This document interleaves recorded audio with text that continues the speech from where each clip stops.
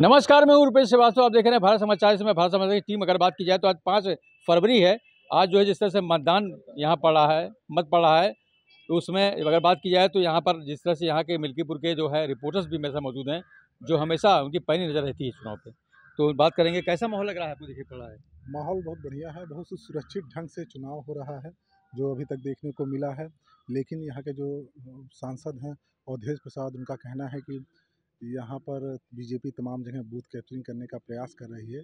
जबकि उसके बाद यहाँ के डीएम एसएसपी की हम लोगों ने बातचीत की तो उनका कहना है ऐसा कुछ नहीं है, केवल कार्यकर्ताओं की थोड़ी बहुत शरारत है, जिसको लेकर चेक कर लिया गया है और सब कुछ ठीक है।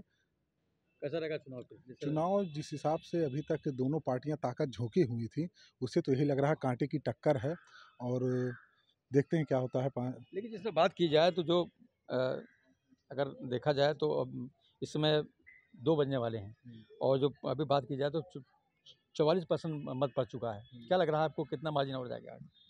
जिस हिसाब से यहाँ पर पिछले वर्ष भी पड़ा था, लगभग 60-65 की उम्मीद लगाई जा रही है। लगभग 65% अगर पड़ गया तो ठीक ठाक हो जाएगा। टक्कर है? हाँ, टक्कर है। आप बताइए क्या माहौल है?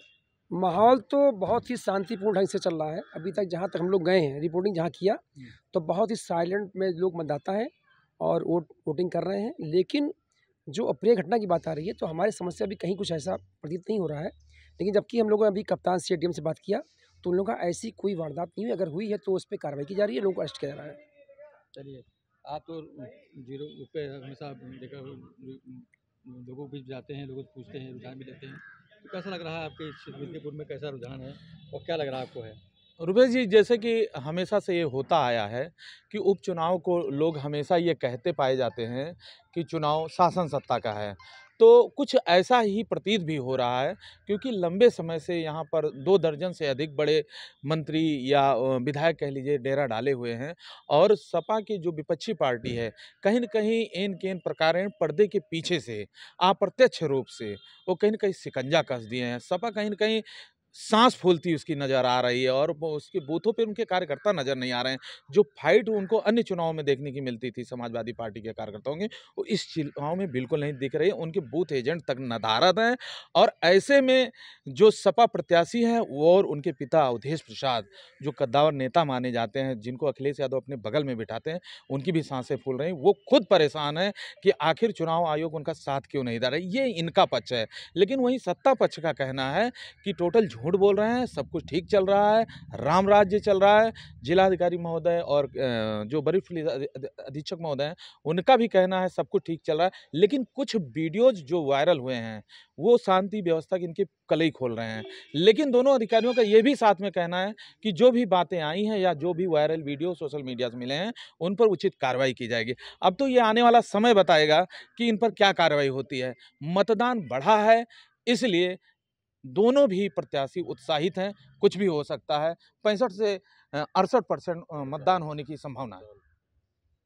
जिस तरह बात की जाए कि जो आप भी बाकायदा रिकॉर्ड में यहाँ पर देख रहे हैं चुनाव कैसे चल रहा है, लोगों से बातचीत भी किया है, कैसा माहौल लग रहा है और किसका पना भारी लग रहा है? देखिए, जैसा कि भारतीय जनता पार्टी के जो चंद्रभानु पासवान जी हैं, वही समाजवादी पार्टी के जो निर्वाचित सांसद अवधेश प्रसाद के लड़के अजीत प्रसाद हैं। दोनों में काफ़ी टक्कर देखने को मिल रहा है। ये तो समय बताएगा, करीबन 7 बजे तक वोटिंग होगी। उनका जो लक है, भाग है, उस बक्से में कैद होते दिखाई देगा और ये 8 तारीख को जो चुनाव बाद काउंटिंग होगा, वो तो उसी दिन पता चलेगा। और बाकी अगर यहाँ पे जिस हिसाब से हम लोग रिपोर्टिंग कर रहे हैं, तो आम जनमानस का जो कहना है, आप देख सकते हैं, जैसा भी ये पिंक बूथ जो बनाया गया है, जहाँ पे सबसे ज़्यादा महिलाएं, करीबन 900 महिलाएं यहाँ पे बताते हैं, 1100 मतदाता यहाँ पे है और 900 महिला करीबन मुस्लिमों की वोट देते हुए देखने को मिला है। तो आपस में टक्कर तो है ही, पर ये देखने वाला समय बताएगा 8 तारीख को कि किसका कितना पल्ला भारी है। ठीक, चलिए आप बताइए कि आप तो जानते ही हैं कैसे क्या है, लेकिन जिस तरह देखा जाए और जिस तरह से युवा मतदाता जो हैं बहुत खुश हैं, लेकिन वो अंदर से बोल कुछ और रहे हैं, लेकिन कुछ मामला कोई और समझ में आ रहा है। तो क्या लगता नहीं है कि किसका पल्ला भारी है? देखिए रुपेश जी, आप भी लगातार यहाँ पर जो है आ रहे हैं, रिपोर्टिंग कर रहे हैं, देख रहे हैं, हम भी देख रहे हैं। मतदाताओं की रायशुमारी में जब हम लोगों ने देखा तो कहीं ना कहीं एक फैक्टर बहुत बड़ा काम दिया। वो था कि एक ही घर में सांसद, एक ही घर में विधायक। इस बात को लेकर भी यहाँ के मतदाताओं ने कहीं ना कहीं आपत्ति की। लेकिन अब बात आज चूँकि मतदान हो रहा है, 3,70,000 के करीब मतदाता है जो भाग का फैसला कर रहे हैं। आप भी देखें भीड़ लगातार जो है बूथों पर है और जिस तरीके से ग्राफ बढ़ा है मतदान का, वो कहीं न कहीं लगता है कि ये 55 से 60 के करीब जाएगा और जब ये जाएगा तो कहीं न कहीं एक बड़ा जो है काम करेगा बीजेपी के लिए भी। निर्णायक के रूप में देखा जाए तो दलित भी है और ब्राह्मण भी है। मानते हैं नहीं मानते आप? तो क्या लगता है आपको है कि क्या ये भी काम आएगा? बिल्कुल, मैं बता दूं कि जिस तरीके से करीब 70,000 के करीब जो है पारसी बिरादरी है, इसी तरीके से आप बात करें तो जो है रावत बिरादरी है वो भी अच्छा खासा है। तो अब ब्राह्मण की बात करें तो वो भी 70,000 के करीब वो भी है। तो ब्राह्मण और दलित में जो पासवान है, कहीं ना कहीं जो ये है बीजेपी के चंद्रभान पासवान, ये भी उसमें से लेंगे। अच्छा। और जो ब्राह्मण है, ब्राह्मण की एक मजबूरी लेकिन है। जो ये आरोप लगा रहे हैं आपके अवधेश प्रसाद जी, क्या इसका फायदा उनको मिलेगा? जिस तरह से एक आरोप पे आरोप लगा रहे हैं कि बीजेपी ऐसा कर रही है, बीजेपी वैसा कर रही है, बीजेपी गड़बड़ कर रही है, बीजेपी जो है धांधली कर रही देखिए है। ये तो वही हुई कि चिड़िया चुग गई खेत। अब क्या करिए? तो अब ये तो आने वाला 8 तारीख बताएगा। लेकिन वो अब तो जो समीकरण है, जिस तरीके से लोग निकल रहे हैं, जिस तरीके से वोट कास्ट कर रहे हैं, वो अपने आप में बहुत जो है कहीं न कहीं कुछ और कहने की बात है। अब ये 8 तारीख बताएगा और 8 तारीख का इंतज़ार हमें भी किस करना चैनल से होगा, हैं? आपको भी करना किस होगा। चैनल से आप हैं? मैं भारत 24 से चलिए, आकाश आप हूँ। किस चैनल से लिए? मैं प्राइम न्यूज़ से हूँ, कैसा बिस्मिल्लाह लग रहा है खान माहौल बोल रहा किस तरह से? हूँ। रुपेश जी, आप भी देख रहे हैं सुबह से लगे हुए हैं और पहले से भी आप आते रहे हैं। देखिए नहीं, इस देखिए इस देखिए। क्षेत्र इस क्षेत्र के एक-एक गली-गली से आप वाकिफ़ रहे हैं, हम सभी पत्रकार भाई बंधु। लेकिन जनता यहाँ की एकदम बदलाव चाह रही है। हुँ। कुछ तो वो विकास के मुद्दे पे ही अडिग हैं, बाकी तो वोट इधर से उधर तो हो ही गया है इनका। अच्छा। फिलहाल इनकी धरती खिसकती नज़र आ रही, किसका जहाँ तक पल्ला देख रहे हैं आप? पलड़ा तो 8 तारीख को तो मालूम, लेकिन फिलहाल इस समय प्रेज़ेंट टाइम में देखा जाए तो बीजेपी का पलड़ा वाह भारी। भाई वाह! बीजेपी का पल्ला भारी। आखिरी सवाल आपसे है कि जिस तरह बात की जाए तो नौजवान बड़ा उत्साहित इसमें है। नौजवान जो है मुँह से बोल नहीं पा रहे हैं, लेकिन उनका कहना है कि हमने बेरोज़गारी पे वोट डाला है, हमने जो है शिक्षा पे वोट डाला है। तो क्या लग रहा है आपको है?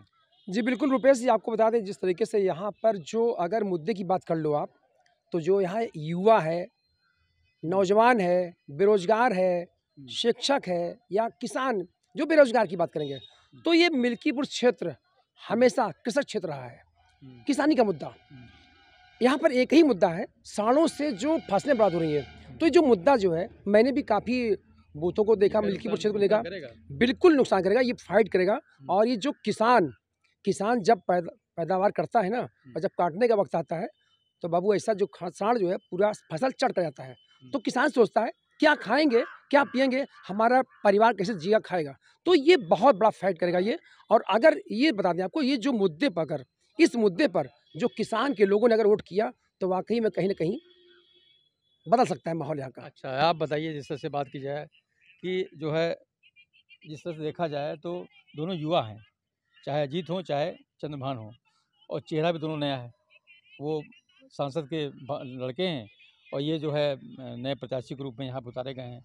तो क्या इसका फ़र्क पड़ेगा यहाँ की जनता का? देखिए रुपेश जी, एकदम साफ बात है। यहाँ पर वर्तमान मुख्यमंत्री योगी आदित्यनाथ और पूर्व मुख्यमंत्री अखिलेश यादव चुनाव लड़ रहे हैं। दोनों की विचारधाराएं लड़ रही हैं, दोनों के संस्कार लड़ रहे हैं। एक तरफ बीजेपी है, दूसरी तरफ सपा है।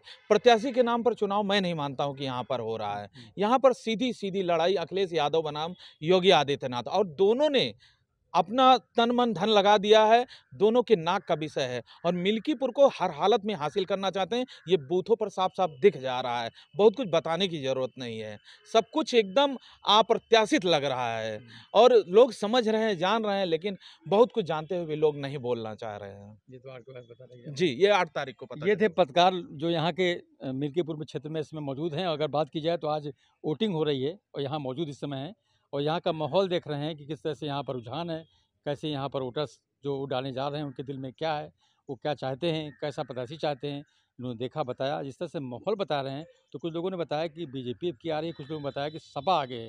लेकिन जिस तरह बात की जाए 5 तारीख आज मत पड़ रहा है, 8 को परिणाम आएगा।